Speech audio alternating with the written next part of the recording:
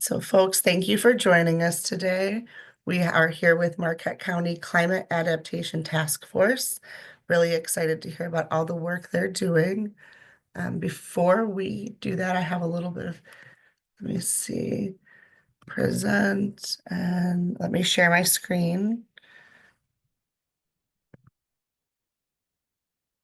Let me see. There we go.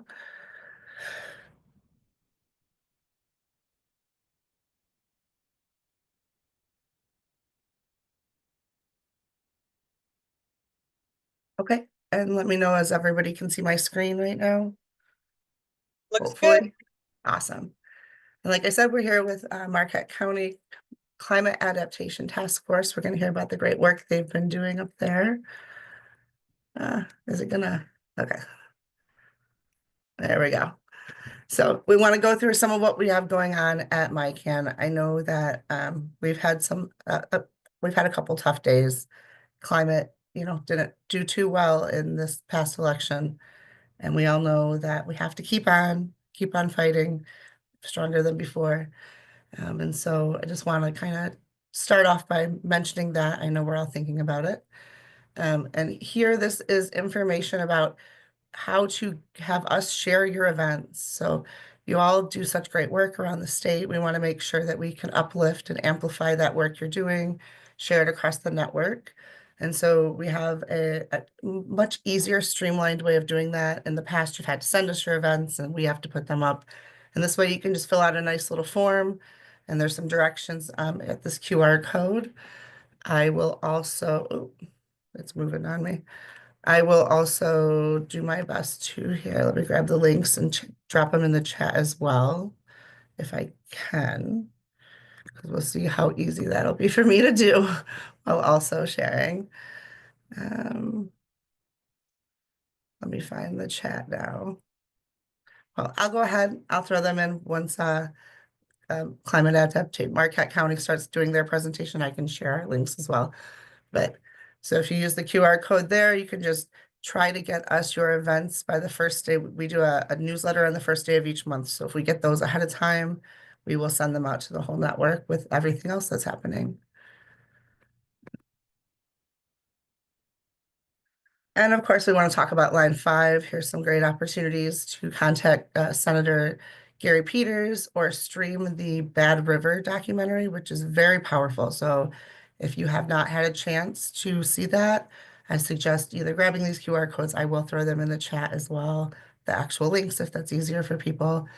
I just seen Bad River for the first time myself up in St. Ignace, and it was very, very powerful. A lot of history in there, so it helps to explain the history of Enbridge and different Native American tribes through time, and then up to the present day, of course. And we have my great colleague, Erica Bolden. She is our Line 5 engagement coordinator. So if you have any Line 5 engagement opportunities or questions, things like that, please reach out to her. And of course, in these trying times, it's more important than ever that we make sure to support one another. And so our Climate Culture Club is Serena, who runs it, is really great at doing that. And so right now there is access to the Not Too Late book for everybody in Michigan at that QR code. I'll also throw that link in the chat. But we are going to have some community reads that go along with that. I will throw the link to the first one in the chat as well. And so we have 3 different community discussions on the book setup. So you have free access to read this book and discuss it together with like-minded individuals, which I think will be a really great opportunity to connect and support one another. And of course, as we've talked about, you're all doing such great work around the state, and it is time to uh, give out some awards and really recognize the work that some individuals and individuals and volunteers have been doing. So we have 3 different categories of our Climate Champion Awards. So please nominate. This is open until, Denise, is it the 15th now? I don't want to get it wrong. I think we extended it to the 15th. Yep, till next Friday. So get them in so we can get a wonderful December members meeting organized where we get to hear from these winners and the work that everybody's been doing. Yep, and just make sure, there are three categories for a youth, for a volunteer, and for a professional. So if you know great, and I'm sure you all know great people doing this work all over the state, so please nominate them. And this is another really exciting initiative we have coming up. We're working with a coalition to work on renewable energy sitting in primarily rural areas of the state and offering a great training orientation type of a thing. So this QR code and the link that I'll put into the chat, both will bring you to more information. And if you're really interested in doing that, you can reach out to me, and then I'll give you a link to register for the Zoom. And we're trying to make sure the right people are there and really get together. And we all know about the disinformation that's happening around renewable energy in rural areas, and we need to have a coordinated effort to fight back against that. The Inflation Reduction Act, another one of our initiatives right now. We all hopefully are aware that the Inflation Reduction Act has the ability to help a lot of people financially make transitions, whether that's insulation, buying an EV, putting solar panels on their home, getting a heat pump. And so we want to gather the stories of the people that have already done that work. We know that it's not facts and statistics that really win people over, but the stories of others that will help others, see that this is an opportunity and see what it's really like. So if you've made these transitions, others that have made these transitions and gotten some help with the IRA funding, please share those with us, at that QR code and the link that I'll share in a few minutes. And then, of course, right here, this is a petition that you can sign with Climate Action Campaign. We really want to make sure that we are keeping our workers safe during these extreme heat periods of time, extreme weather. And so that is right there on our website. And then while we start off with today's Community Voices series, we want to acknowledge everybody that's gone in the past and thank them. This is our grassroots steering committee that's gone over the last year.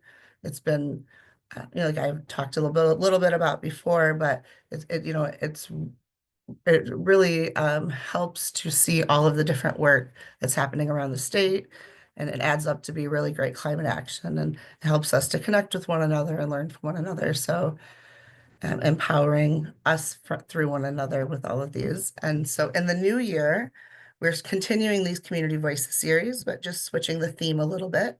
And so now we'll be doing false versus just solutions, starting in December with a little sneak peek on the Line 5 tunnel and why that's a false solution and not something that we need. And so we are still in the planning process, so we're getting pretty close to knowing what we'll do for most of 2025 with this series. If you have ideas about false or just solutions that you think should be lifted up, we want to make sure that the entire network across Michigan is on the same page and really knows, when it's greenwashing and when they're not real solutions to the climate crisis. Really looking forward to that series and working with all of the different groups to put it on. And so here I will turn it over to the Marquette County Climate Adaptation Task Force and let them share their screen. Let me stop sharing mine.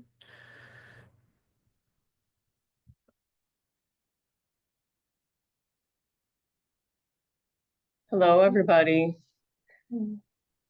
Hope everyone's doing well. Nice sunny day out there. Nice it is up here in Marquette.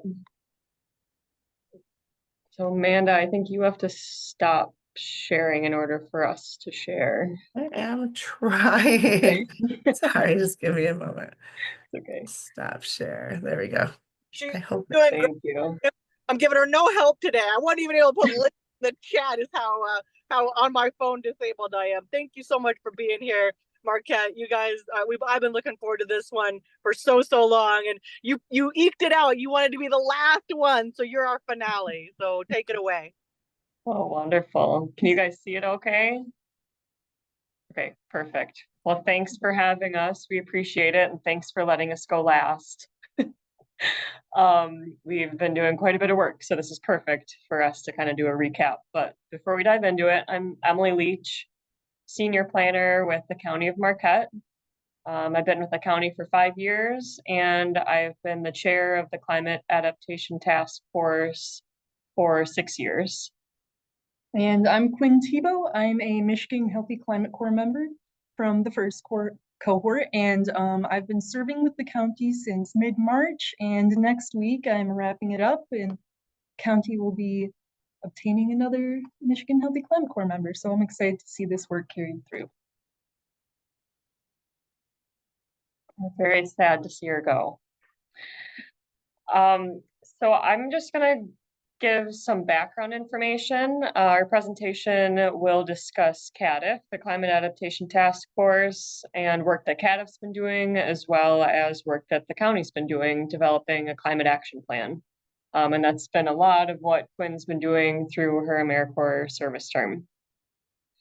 So Marquette County, I assume everyone knows where it is, but here's a map and a couple fun facts. 2020 census was about 66,000 people.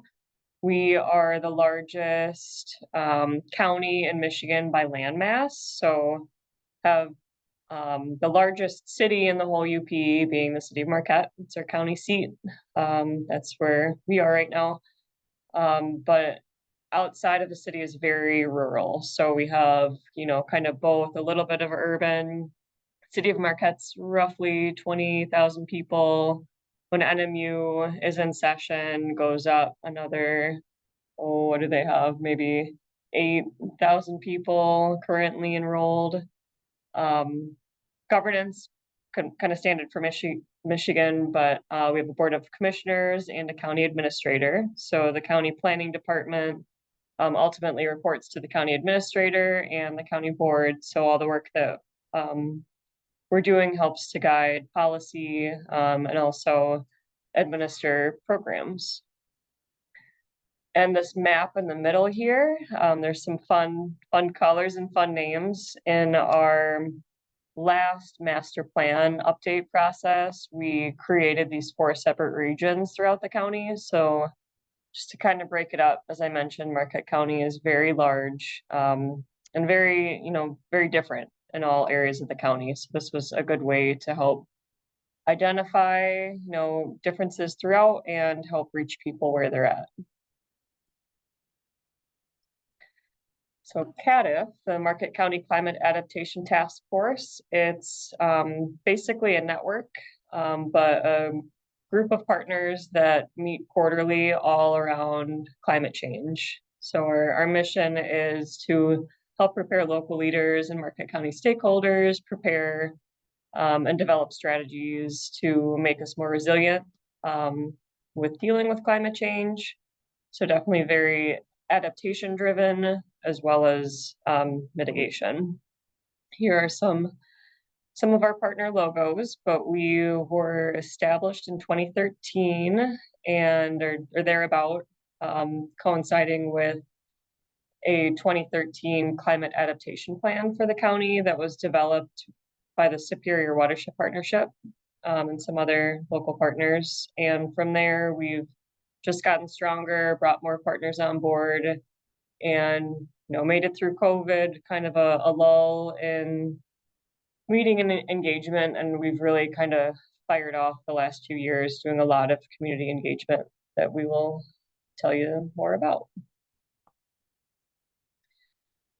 So the Marquette 2049 Learning Circle series is something we kicked off in January of 2024. We had 2 pretty big for Marquette County meetings. There were about 150 or so attendees at these first 2 meetings in January. And we had a few presenters and provided lunch at the university. And from there derived our top topics that our community members and leaders thought would be what we should focus on when we think about a changing climate locally here in Marquette County. So that was incredible to really kind of showcase the work that CADF's been doing, all of our partners have been doing, and actually get people together having these hard conversations. So We've had 5 of our 6 Learning Circle series events. Took a little break over the summer and took a few months after the big January events to start to gather information. But how the learning circles work is we don't do any presentations at them. It's really about engaging people and having people talk, you know, with their neighbors and maybe people that they don't know, and sit at a round table together and just have a discussion. So as I mentioned, each of these events are specific to one topic, but with climate change and equity and justice in mind. So topics have covered food systems, economic development and diversification, energy and power, land and water use, healthcare, housing, transportation. So we really are hitting on kind of all the topics, but it's just been so great. I'd say each of the events probably seeing about 40 to 50 attendees per event. And we have one more. We just had one this week, and we have our last one for the year in December. We're currently planning what's next. Like now we kind of have the ear of the community and we have people really engaged on this topic. You know, obviously now more than ever, it's just so important to have these local conversations. That's where we could make change. So we're hoping to have another event probably in February of next year to kind of circle back around and have it be another larger event. And then from there, we're trying to figure out what phase 2 will look like. The layout for each of these learning circles has been just 3 questions. So there's a table facilitator. One person can speak at a time, and the table facilitator takes notes and then reports out. But the 3 questions are, with whatever topic in mind, what is your vision for Marquette County in the year 2049? What problems or issues do we have? So that was a fun one on Wednesday to go through. You know, have a little therapy session with like-minded people, 10 a.m. day after the election. And then the 3rd question is very solutions-based, and who else do we need at the table? What else could we be doing right now, and in the future?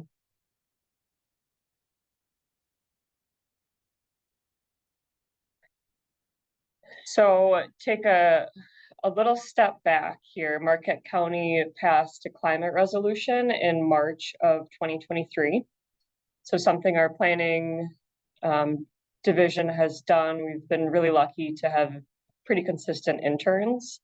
So we worked with Northern Michigan University and others to develop a climate resolution that the county board passed. And from, it's up on the screen here, but on the right side, you can see kind of the key action items that the board charged us with.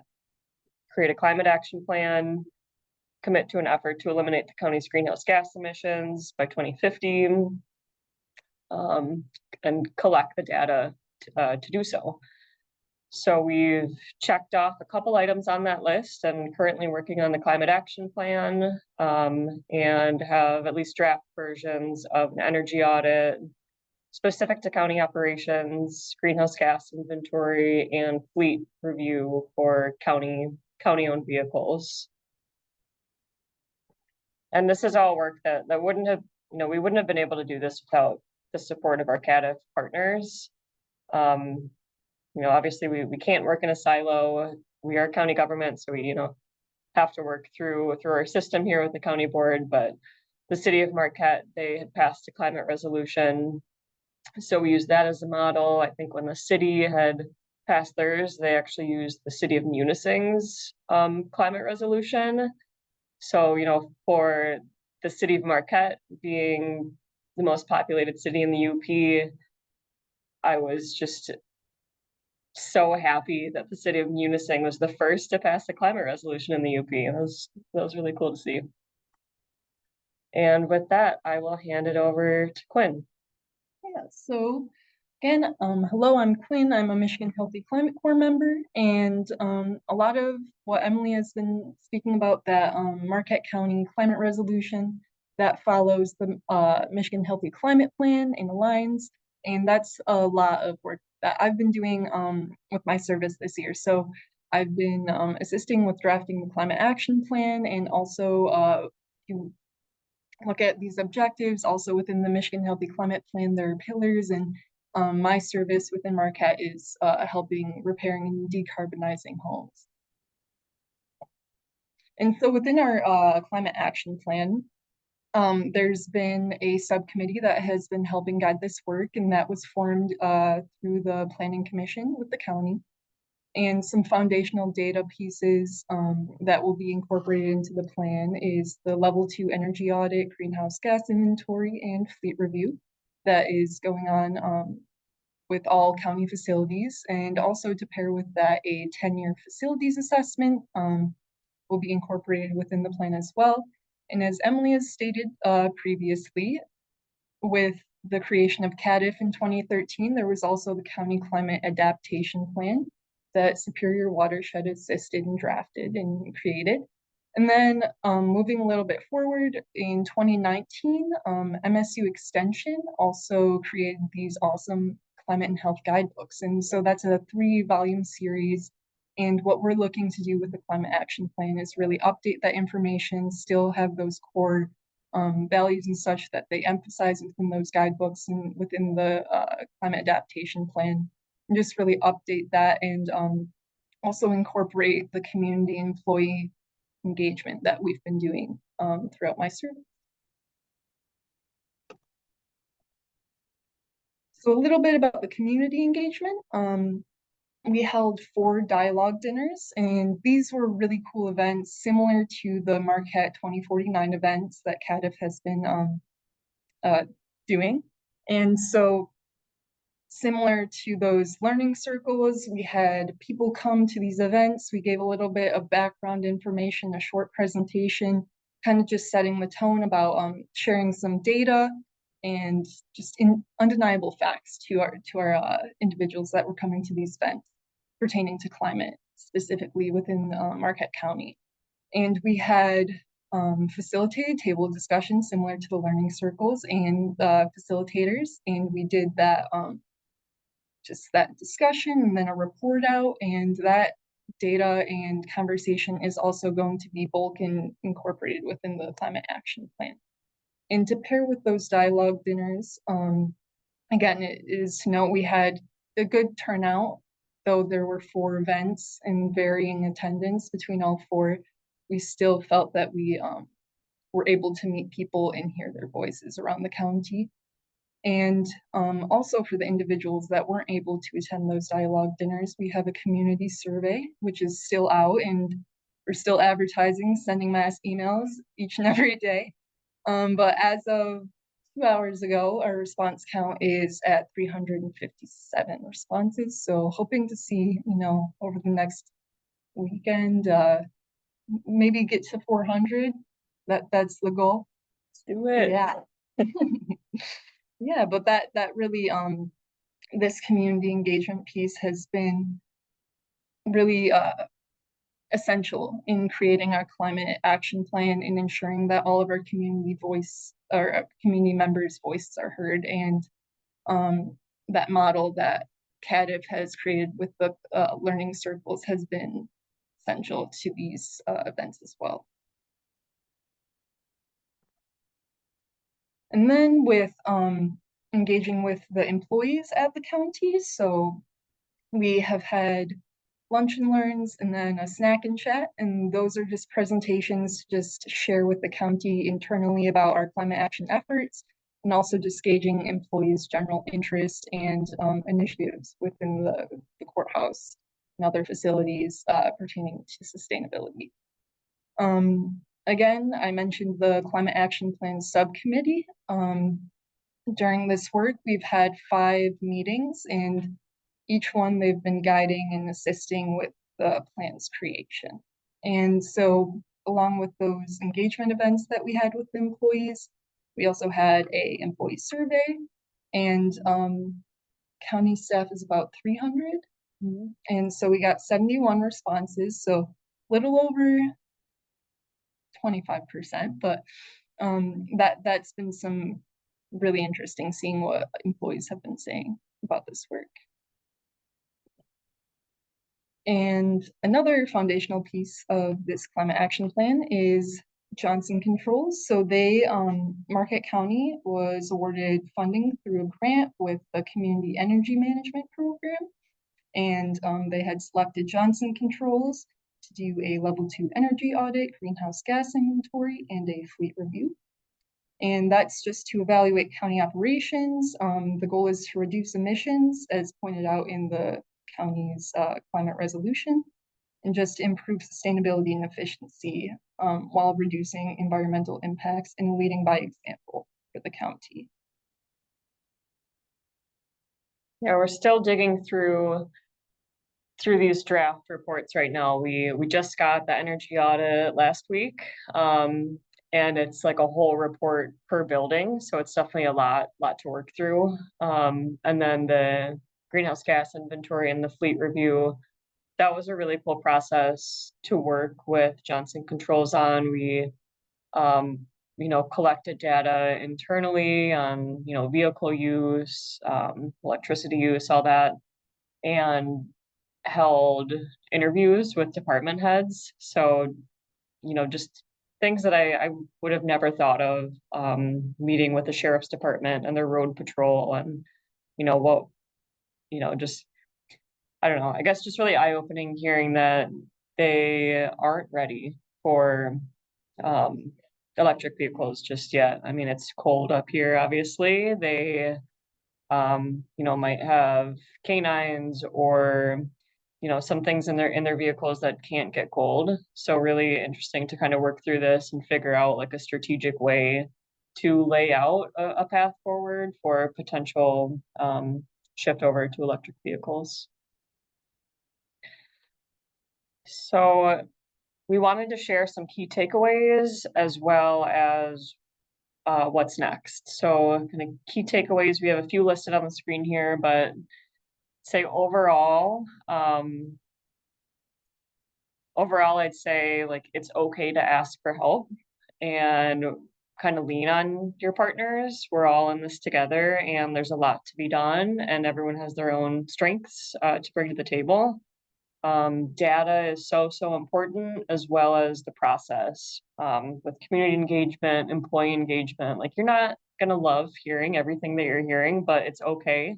And they're kind of important for all of this to come from the community. Like, we could put out a plan, all good and well, but if people don't really feel involved in the process, it doesn't mean anything. And there's a lot of great examples out there. We, obviously use the 2013 Climate Adaptation Plan and the Climate and Health Guidebooks to use as our basis. But we also looked outside of the county. We're a part of the My Green Communities Challenge. So they have a sustainability template that basically lays out like a whole list of strategies, implementation strategies to continue. So Quinn's first day when she started with us, with her service term through the My Healthy Climate Corps, we went through and updated our annual challenge metrics. And that was a way to be like, okay, do we think this is something the county should consider right now as something to move forward with the climate plan or not? So that was a great resource, the My Green Communities, as well as other climate action plans and climate adaptation plans around the region, as well as nationally. Let's say, what key takeaways do you have? I mean, to just be completely honest, this is my first time ever being in a position like this. I recently graduated this May from Northern Michigan University, so I've taken a lot out of this experience. Emily's been amazing to work with. I've learned so much, and it's really solidified why I want to do this work, and agreeing with what has been spoken prior to this presentation. It's more important than ever. So it's really cool to be in this like just sphere of people right now, and I just hope to continue working on important things like this. That's a great one. We're all people and we're all working together. So what's next? Our climate action plan process is ongoing. We do have a My Healthy Climate Corps member starting next week with a second cohort. So we will continue this process and then really continue to dive into the data and refine the drafts of the plan and just dive straight into implementation. A couple of the key takeaways so far, even though the plan's not finalized yet or adopted by the board. But I would love to see Marquette County utilize the direct pay option for a multitude of projects. And there's so many low-hanging fruit projects we could do. We do recycle at our county facilities, but not very well.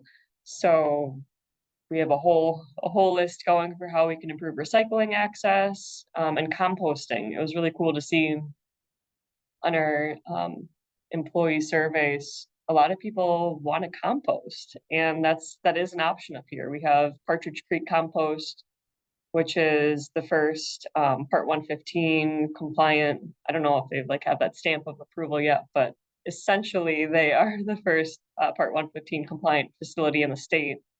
And they're doing curbside compost pickup.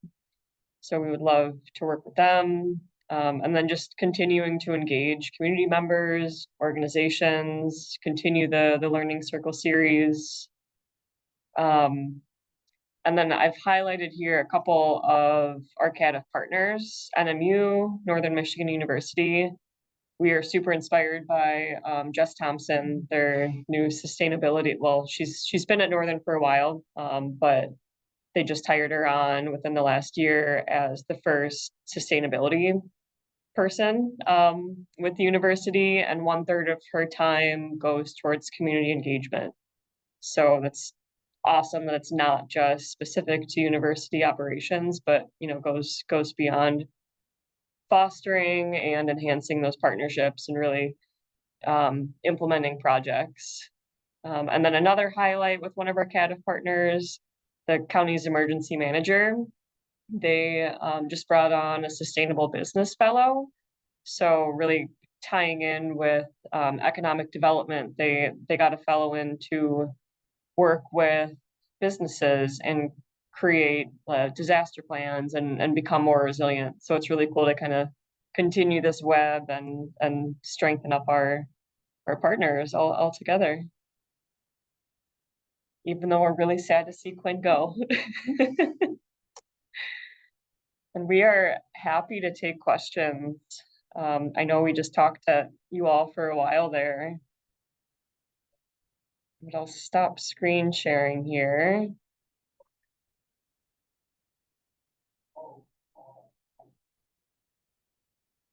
Thank you for sharing. Does anybody have any questions right away? Yeah, go ahead. I'm Julia. I'm also in the My Healthy Climate Corps with Quinn. I've been serving at Michigan Saves, the state's green bank, and going to continue doing community outreach with them, hopefully full time too after the service term ends. And I'm hoping to work a bit in the UP. So that's part of the reason I came to this webinar. And I guess I'm always thinking about finding surprising leaders in the community, right? Like it seems like maybe that happened when you were talking to folks in the municipal area. Did that end up happening? I'm assuming like people at those listening circles are like the ones you think that come, the ones who are like thinking about these topics on a daily basis, right? When you're taking inventory of buildings and auditing things like that, was there any like, oh, I think this is going to be an ally? Or is that more of a area in which you think you need to build more bridges to get folks on board with climate action? Does my question make sense? I feel like maybe I missed a little piece of that. So I guess finding the key players is my question. Like, how are you doing that? So I feel like we've had a pretty solid base with CADF being around for over 10 years now. We really have been trying to be more inclusive and diverse, but keeping in mind that we, don't necessarily want the group to get too big, because we only meet quarterly, and there's a lot of updates that all of our partners have. So, a 2 hour meeting just 4 times a year goes really quickly. But I've been really inspired because with all of our engagement, the dialogue dinners, the community survey, the Marquette 2049 events, we have received a lot of people reaching out saying they want to join CADF. So that's really exciting. And I feel like we're right on the cusp now, to really lean into those partnerships more and expand those partnerships. But yeah, from the beginning, CADF mostly was like municipally focused. So it does feel good to kind of get beyond that a little bit, and really get outside of the city of Marquette, because just because that's where most people live in the county, that's where a lot of our conversations happened. So I would just say I've been really inspired by getting to know people in KI Sawyer and Gwynn, these areas, about 30-40 minutes outside of the city, who are doing excellent work. Like there's a lot of really cool food systems work happening in the area. And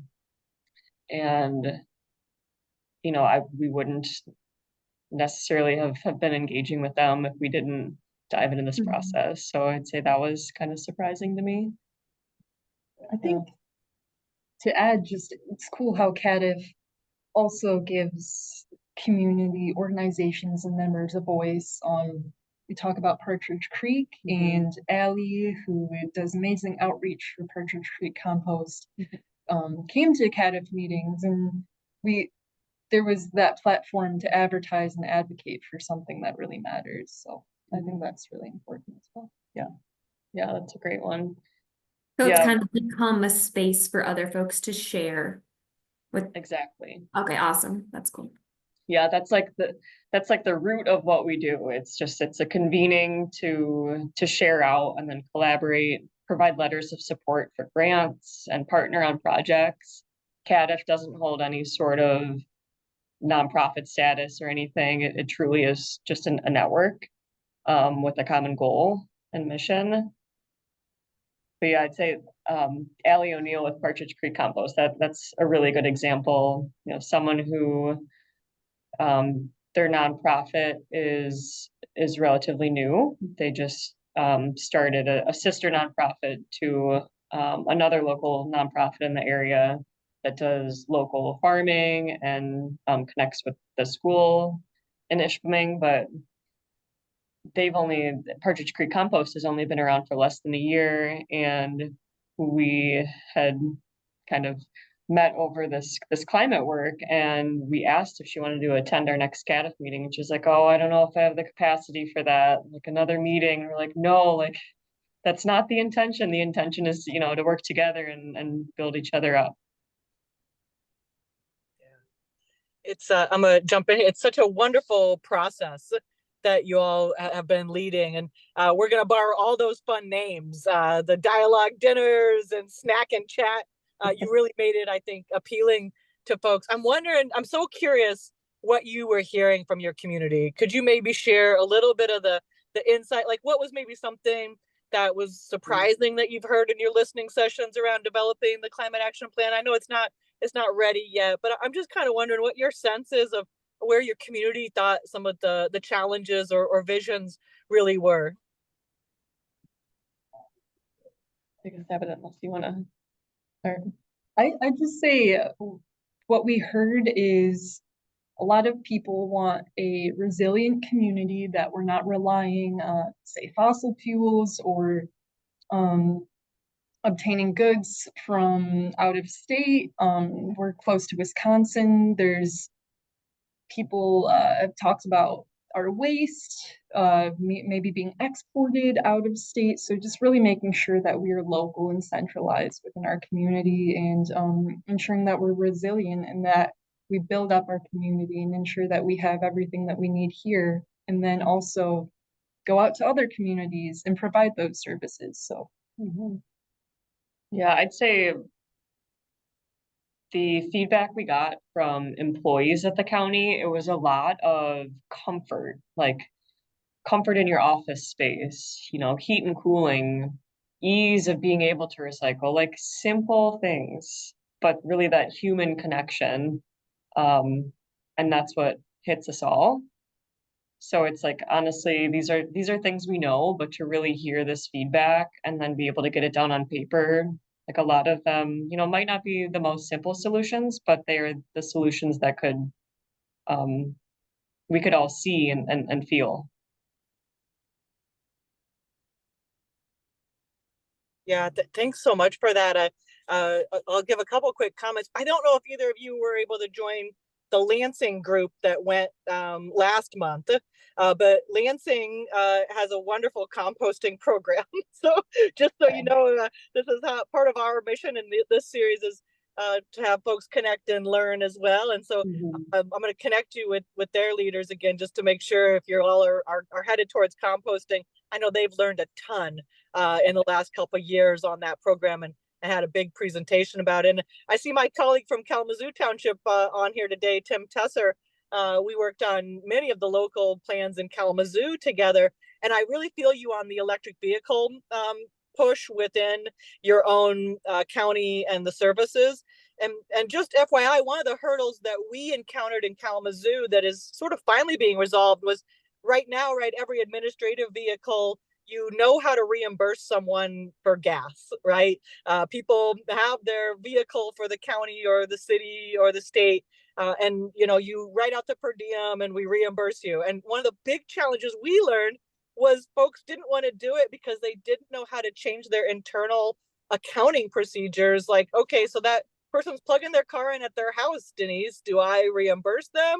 I was like, well, first it's going to be a lot cheaper, right, to pay for kilowatts an hour than it is for gasoline.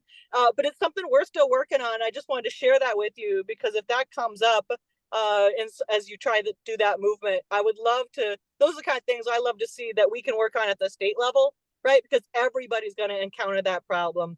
And so what is the new procedure, right? Where can we push to sort of figure that out? And I will ask another question though. I think I would love to hear a little bit more about the partnership with Michigan State University, because it's my understanding that's kind of how things kicked off. And I'm not at my desk, of course, as you all see, but an email just flew across this week. I think MSU might be putting out a call to work with more communities on this. I'm not 100% sure. Maybe you guys know more, and maybe tell us a little bit about that MSU partnership, and if there is an opportunity for us to have other communities work on that. So a couple thoughts here, and guide me if I'm off the track here. But when CADF was formed in 2013, key partners were the County of Marquette, Superior Watershed Partnership, and Northern Michigan University. But a big project we had, the Climate and Health Guidebooks, that was led by Michigan State University School of Planning and Design, as well as our local extension office. So Brad Newman, he's our guy up here. He's our extension educator, and he is on the CADF steering committee. Has just been fantastic over the last few years. Has a lot of those local connections with municipalities and communities, because he's out there doing the work. He's out there doing these presentations and is very knowledgeable. So I know MSU did put out a call for funding for the climate and health adaptation work. I think it's for planning for the design for demonstration sites. I could be wrong there, but I believe that's what that recent call was for. Thanks for clarifying that for me. And now I know what I'm sending out. Yeah. Lori, you got a question? I saw you on mute. I'll take up. I'll keep asking. I got a million questions always, but I'll let someone else go. Now, I'm Gloria, and I am with the Grand Rapids Climate Coalition. And, you know, we had worked with our city also about a resolution and continue to work with the city and push them a little bit. I'm very happy to know that we got some good climate advocates elected this year, this week. But I really came on this, to be honest, because I am also a part of the Michigan Green Amendment, and that is a statewide initiative that puts a Green Amendment in our state constitution in our Bill of Rights. And my ears really perked up when you talked about sharing with Wisconsin some of these, you know, problems and that, because Wisconsin is also working on a green amendment. But I just wanted to hear what was going on up there because we don't have a lot of communication as far as the green amendment piece that I'm working with the UP. So I was just hoping to see a few people and meet a few people and just tell you briefly, you know, if you have questions, I'm happy to answer them, but I don't want to take up a lot of time. But there has been an amendment proposed in May, and I think it has to be reintroduced. And God only knows where we're going to go. But if you have any questions, I can send you information. To me, this is extremely important that we get our rights to a healthy environment and clean air and clean water in our Bill of Rights, because God only knows what the Supreme Court's going to do and everything else. So we have to have our set in our Constitution that gives us the right to object when maybe like Enbridge wants to do something else stupid, you know, or you know, I know there's special concerns in the UP. I just don't know what they are. I would love to learn more about the Green Amendment. We'll have to connect and, you know, maybe connect offline and you could share some information on that. But CADF is always happy to provide letters of support or, you know, submit statements or whatnot. So I would love to Okay. learn more about that. Okay, I'm putting in my email and my number, which one? Wonderful. Thank you. Because we are looking for support of organizations. We're starting to get those supports. My camp is one of the supporters. Grand Rapids Climate Coalition is. There's several that we have, but we need more. Mm-hmm. So thank Great. you. Yeah. Yeah, the UP is a special place up here. You know, we have a lot of land mass, and not many people. So it's people sometimes take advantage of that or just don't acknowledge, you know, that we don't always have clean air or clean water, huge mining industry, you know, logging, and there might be a place for that, as long as it's done correctly. But, you know, with 1/3 of the land mass in the whole state and 3% of the population, you know, as you said, don't have many connections in the UP. A lot of the times our voice is not heard. So we do appreciate, you know, moments like this. I know we're kind of preaching to the choir here, but it's, you know, it's always good to get our voice out there. Great. I have a question. I kind of want to bring it back to your organizing and the learning circles that you were talking about doing. And I just personally love the idea of just letting people learn from one another and not presenting. And I wonder if you had any skeptics that came to those, or if they were primarily people that were they're really, really genuinely wanting to talk about a plan, you know, or if you had skeptics that showed up and questioned the need for this kind of thing. Yeah. So I think the table facilitators really did a good job. A lot of the table facilitators were steering committee members or members of CATA or My Healthy Climate Corps members. We did, for the first cohort, have a second My Healthy Climate Corps member, so kind of trained to help guide the conversation a little bit. I know personally at one of my tables, I did have someone whose intentions were in the right spot, but definitely had gone off the rails a bit, and had lost hope. And it's really important to reel that in. I mean, especially now after this election, there is hope. And locally, you know, we can make a difference. You know, as for broadly, I think most people who were there truly wanted to be there, and wanted to learn. I think I failed to mention this in the presentation, but we did provide resources, reading materials for folks to read specific to that topic, before attending.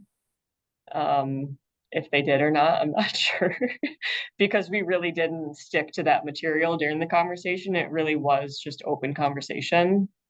But on our website, it's Marquette County CATF.org/Marquette 2049.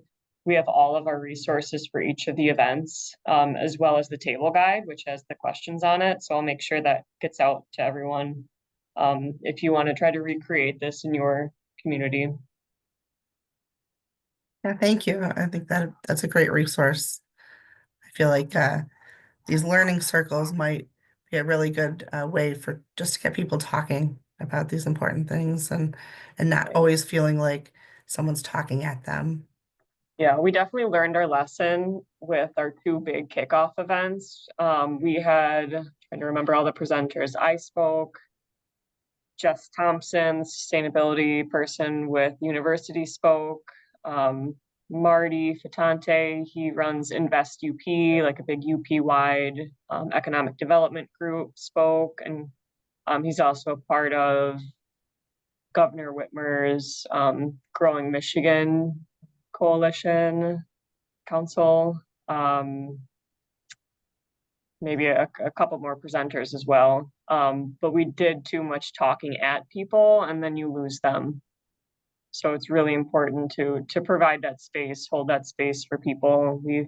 We hear enough, you know, disinformation, you know, even quality information, but you really have to learn how to communicate and just kind of boil it down to the top key points, and then just hold that space for people to talk and take good notes and then compile those notes and boil it down. So that's definitely our goal with the climate plan, is keep it short. And it's going to be really hard to keep it short. I mean, we'll have our reports and data specific to the county facilities, audits and survey results as, you know, appendices in the back of our report, but we want our plan to be about 25 pages long and just super boiled down so people actually read it, digest it, and use it.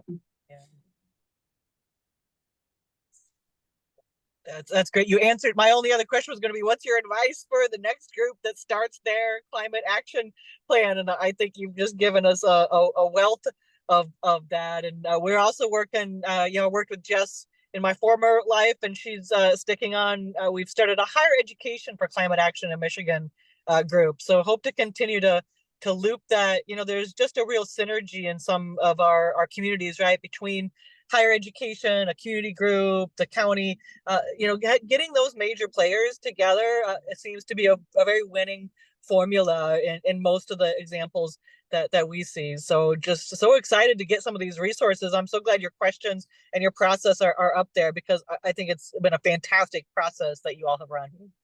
Thank you. Appreciate that. I did just put, hopefully I typed these in right here. Did I type these in right? We'll find it. Yeah, Marquette County CATF.org.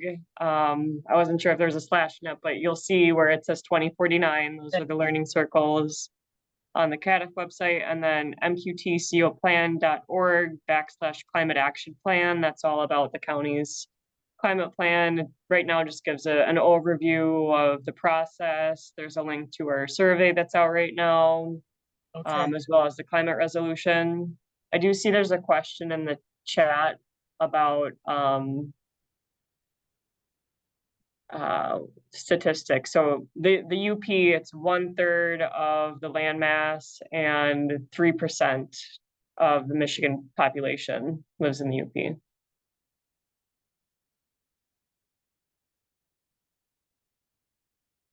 Any other questions? Did you say a timeline? Do you have a goal in place for the plan? I assume you put it back out for more comment, or sorry if I missed that. Yeah, we didn't mention that. So initially we were hoping to get it in with like within Quinn's service term. But once the My Healthy Climate Corps opened up for a second cohort, we thought it would be in the best interest of everyone to not rush it. So the goal is early 2025 to have it be adopted, but you know, the process is it will go through the planning commission, they meet monthly, and then they will approve it to go up to the county board for their approval, and the county board meets every 2 weeks. So the goal is early 2025, but we are still waiting on, so there were 4 reports being done at the county, the energy audit, greenhouse gas, inventory, fleet review, and then the facilities assessment. So that one's more like windows and carpet and things like that. And we're still waiting on that 4th piece. And then we want to make sure the 2049 events, at least this first round, is complete. And we have one more event for that. So the goal is early 2025. Okay. Well, great. Well, thanks so much for being here and doing this with us. I learned a lot and can't wait to share out all of these resources with the rest of the network. Yeah, thank you so thank you much. all. Always inspired by all of our, the local groups doing all of the great work, and always learn so much from all of you. So thank you for your great presentation. Yeah. Throw my email in the chat too, but feel free to reach out.